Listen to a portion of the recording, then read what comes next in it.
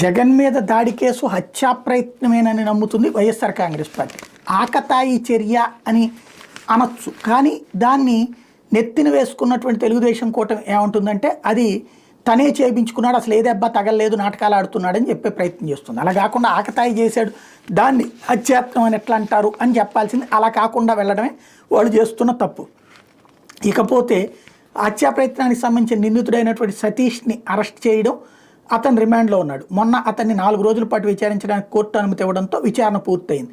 అదే సందర్భంలో A2 ప్రోద్బలంతోనే అని చెప్పుకొచ్చినటువంటిది ప్రభుత్వం. ఇప్పుడు ఇంతవరకు అది ఎవరు ఏంటి అన్నదైతే బయటికి రాలేదు. లేటెస్ట్గా ఈ అంశం మీద మరొక మలుపు తిరిగింది.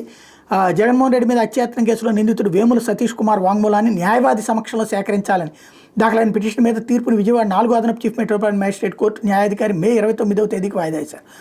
164 స్టేట్మెంట్ 164 స్టేట్మెంట్ రికార్డు మీద పోలీసులు